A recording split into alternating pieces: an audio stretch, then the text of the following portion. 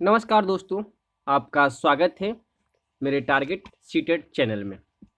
आज हम आपके पास लेके आए हैं chapter number 2 CTET EVS pedagogy अधिगम के सिद्धांत प्रिंसिपल ऑफ लर्निंग।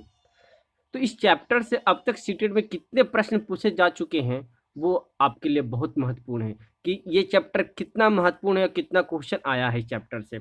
इस चैप्टर से 29 से लेकर 44 तक है। सोच लीजिए कि कितना क्वेश्चन, 10-15 क्वेश्चन है और ये बहुत महत्वपूर्ण क्वेश्चन है।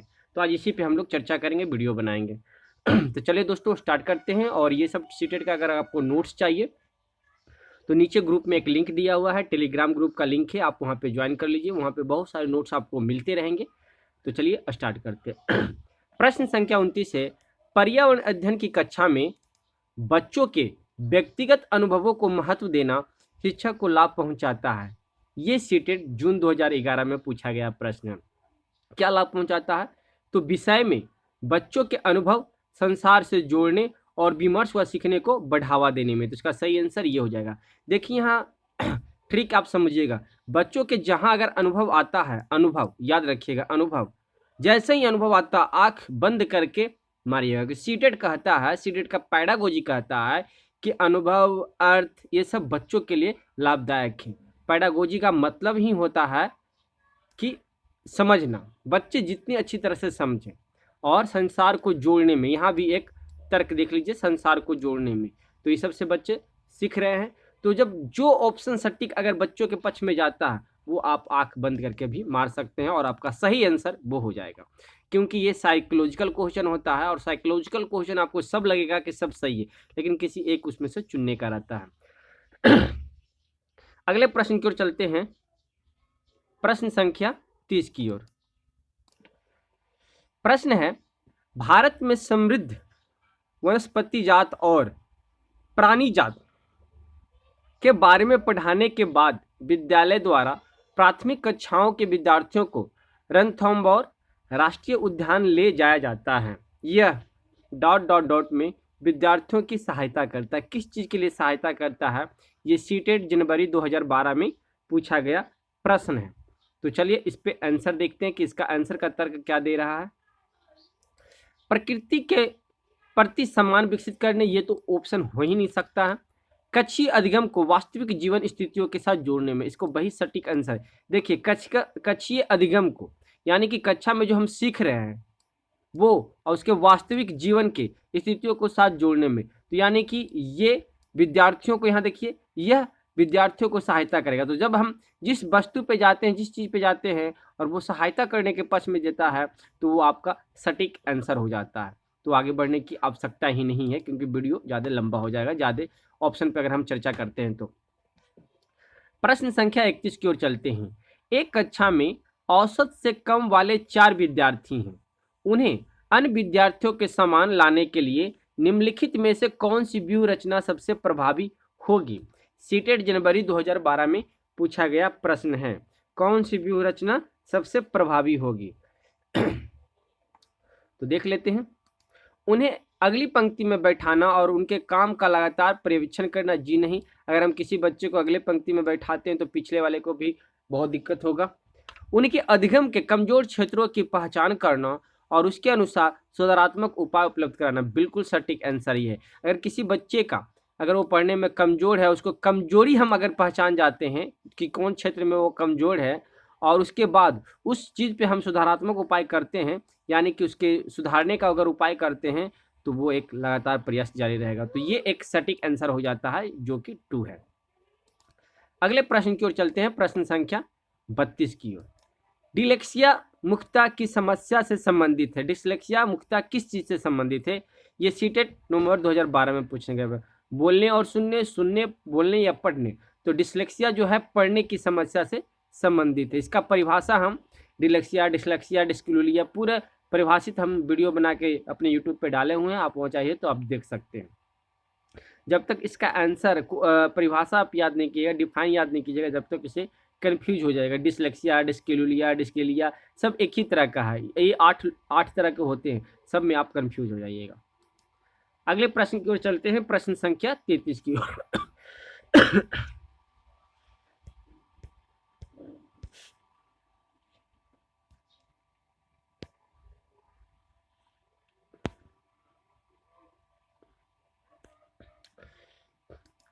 प्रश्न है, सीमा प्रत्येक पाठ को रटकर तुरंत सीख लेती है, जबकि लीना चर्चा एवं ब्रेनस्टॉर्मिंग के बाद प्रत्येक पाठ को समझती है। यह विकासात्मक सिद्धांत की ओर संकेत करता है। किसकी ओर संकेत करता है? तो चलिए देख लेते हैं किसकी ओर संकेत करता है। समान से विशिष्ट की ओर? जी नहीं। निरंतर की ओर? जी नहीं। अंतः संबंध की ओर? जी नहीं। व्यक्तिगत विभिन्नताओं की ओर? जी हाँ, क्योंकि दोनों अलग अलग तरह से सोच रहा है, तो दोनों को अलग अलग सोचना यानी कि व्यक्तिगत खुद का विभिन्नता हो सकता है। तो यह विकासात्मक किसका है? तो यह व्यक्तिगत विकासात्मक सिद्धांतों की ओर संकेत करता है। अगले प्रश्न की ओर चलते हैं, प्रश्न संख्या 34 की ओर। कक्षा में एक प्रभावी शिक्षण अधिगम प्रक्रिया होती है। बिल्कुल सही। जब शिक्षक बच्चों के ज्ञान को पढ़ाई जाने वाली नई संकल्पना के साथ जोड़ने में सहायता करता है। इसके पाचन में निहित उद्देश्य है डॉट डॉट को बढ़ावा देना। सीटेट नवंबर 2012 में पूछा गया प्रश्न है। तो किसका बढ़ावा देने की बात किया जा रहा है? तो चलिए देख लेते हैं किसकी बढ़ावा। शिक्षार्थी स्वायत्तता की, पुनर्वलन की, ज्ञान सहसंबंध और स्थानांतरण की। तो इसका सही आंसर हो जाएगा ज्ञान सहसंबंध एवं स्थानांतरण की। अगले प्रश्न की ओर चलते हैं, प्रश्न संख्या 35 की ओर। पर्यावरण अध्ययन में एक अच्छे दत्तकार का मुख्य लक्ष्य होना चाहिए, क्या असाइनमेंट का मुख्य लक्ष्य क्या होना चाहिए? सीटेट जुलाई 2013 में पूछा गया प्रश्न है। अधिगम विस्तार के अवसर उपलब्ध कराना। इसका सही आंसर हो जाएगा अधिगम विस्तार, यानी कि सीखने को विस्तार से अवसर उपलब्ध कराना। किसी चीज़ को अगर हम विस्तार से नहीं बताते हैं या नहीं सिखाते हैं तो वो एक नहीं सीख पाएगा। तो इसलिए पर्यावरण में एक अच्छे असाइनमेंट का मुख्य लक्ष्य क्या होना चाहिए? तो अधिगम विस्तार के अवसर उपलब्ध कराना। 36 की ओर चलते हैं। कक्षा 5 की एनसीईआरटी की पर्यावरण अध्ययन की पाठ्य पुस्तक में प्रत्येक पाठ के अंत में एक खंड को शामिल किया गया है। हम क्या समझें? यह सुझाव दिया गया है कि इस खंड में शामिल प्रश्नों के उत्तर का सही या गलत के रूप में आकलन नहीं किया जाएगा। यह परिवर्तन इसलिए किया गया है क्योंकि सीटेट जुलाई 2013 में पूछा गया प्रश्न है, क्योंकि यह आकलन में विषय निष्ठा को कम करता है। जी नहीं। इस स्तर पर बच्चे को सही उत्तर नहीं लिख सकते हैं। जी नहीं। यह आकलन में शिक्षकों की सुविधा बढ़ाता है। जी नहीं। यह जानने में कि शिक्षक की सहायता करता है कि बच्चे कैसे सीख रहे हैं। तो ये ऑप्शन से ही आप इसमें सही अनुमान लगा सकते हैं, क्योंकि यहाँ पे देखिए बच्चे कैसे सीख रहे हैं। तो यह जानने में शिक्षक की सहायता करता है। तो इसका सही आंसर 4 हो जाएगा। अगले प्रश्न की ओर चलते हैं, प्रश्न संख्या 37 की ओर। पर्यावरण अध्ययन की पाठ्य पुस्तकों में विभिन्न प्रकरणों में एक खंड करके देखो को शामिल किया गया है, जिसका उद्देश्य है, यानी कि किसी भी चीज को करके देखो। यहाँ से अर्थ से ही पता चल जाता है करके देखो में क्या दिया गया। तो चलिए इसका ऑप्शन ही देख लेते हैं कि इसका ऑप्शन में क्या दिया गया है।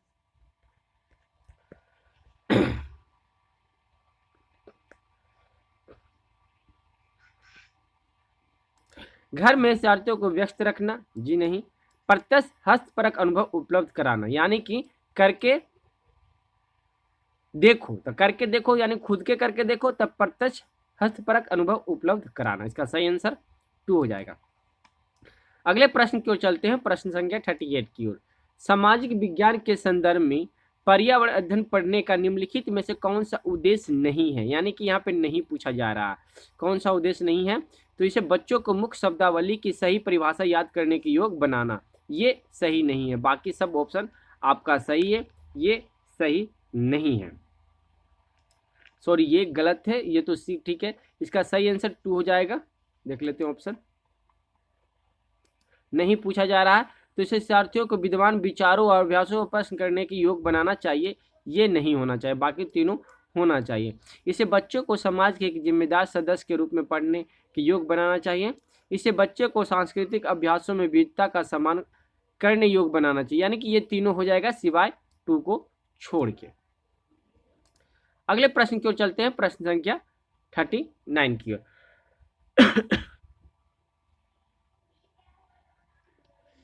ईवीएस कक्षा में सामाजिक असमानताओं पर अधिक बल देने के लिए निम्नलिखित में से कौन सा अधिक प्रभावी अधिगम अनुभव होगा? संबंधी मामलों समस्याओं पर वीडियो फिल्म दिखाना, बिल्कुल नहीं।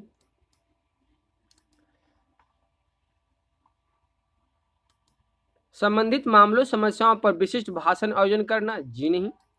संबंधित मामलों पर क्विज प्रतियोगिता का संचालन, जी नहीं। विद्यार्थियों से समूह परियोजनाओं का भार अपने ऊपर लेने के लिए कहना, यानी कि जो विद्यार्थी समूह परियोजनाओं को भार जो दिया गया खुद के ऊपर अगर वो लेते हैं और खुद से वो करते हैं तो वो जल्दी सीखते हैं। तो इसका सही आंसर 4 हो जाएगा, क्योंकि यहाँ पे एक ट्रिक देख लीजिए, समूह परियोजनाओं को भार अपने ऊपर लेने के लिए कहना। जब अपने ऊपर कोई विद्यार्थी लेता है तो समझे कि वो खुद से सीख रहा है।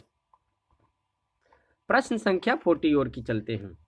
कक्षा 5 की पर्यावरण अध्ययन की पाठ्य पुस्तक के एक पाठ में सर्वेक्षण और लेखन पर एक भाग का मुख्य उद्देश्य है। तो मुख्य उद्देश्य इसका क्या है वो आप बता सकते हैं। विद्यार्थियों की समान जानकारी का आकलन करना, जी नहीं। विद्यार्थियों को अवसर उपलब्ध कराना कि वे चीज़ों को खोजें और सीखें। देखिए, बच्चों को अवसर उपलब्ध कराना, यानी कि किसी चीज़ को बच्चों को अगर हम सीखने के लिए देते हैं, अवसर उपलब्ध कराते हैं कि और बच्चों को सीखेगा, खुद सीखेगा, खोजेगा, खोजने से वो कुछ समझेगा तो वे ज़्यादा समझ पाएगा। तो इसका सही आंसर क्या हो जाएगा? 2 हो जाएगा। अगले प्रश्न की ओर चलते हैं, प्रश्न संख्या 41 की ओर। खेल जो हम खेलते हैं प्रकरण के शिक्षण में विद्यार्थियों की अधिगम भागीदारिता के लिए निम्न में से कौन सी शिक्षण युक्त अधिक प्रभावी होगी? कौन सी शिक्षण युक्त अधिक प्रभावी होगी? तो इसका आंसर है कि विद्यार्थियों के खेल के मैदान में ले जाना और उन्हें अलग अलग दिनों में अलग अलग खेल खिलाना। तो ये इसका सही आंसर हो जाएगा। अगले प्रश्न की ओर चलते हैं, प्रश्न संख्या 42 की ओर।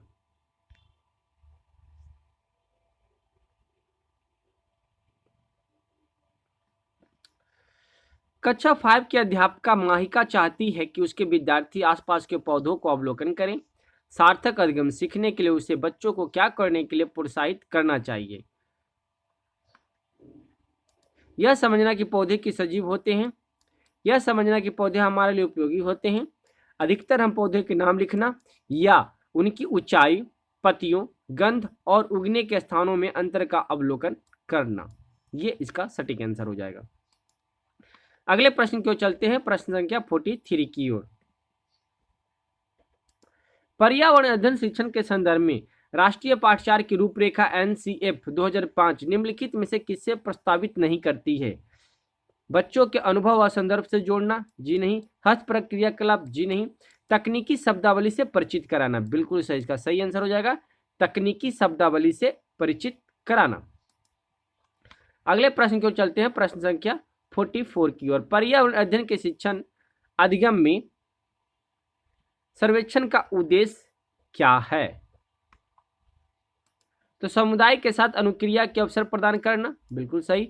बच्चों को विभिन्न लोगों के प्रति संवेदनशील बनाना, जी।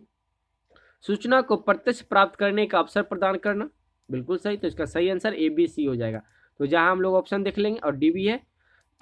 आकलन के एक अवसर के रूप में इसका उपयोग करना, तो जी नहीं, ये गलत हो जाएगा। तो सही आंसर ABC हो जाएगा। तो देख लेते हैं ABC किस में है, तो ये 3 में है ABC। तो सही आंसर इसका ABC हो जाएंगे। तो ये लास्ट वीडियो थे इस चैप्टर का। अब अगला चैप्टर हम आपके लेके आएंगे लेसन 3 का, जो कि है विज्ञान एवं सामाजिक विज्ञान में संबंध एवं उनके क्षेत्र, relation between science and social science and their scope. और ये महत्वपूर्ण चैप्टर है EVS पेडागोजी का। तो ये वीडियो का इंतजार कीजिए। और दोस्तों, ये वीडियो आपको कैसी लगी आप हमें कमेंट करके जरूर बताइएगा। और ऐसे ही वीडियो पाने के लिए आप हमारे चैनल पे बने रहें। धन्यवाद।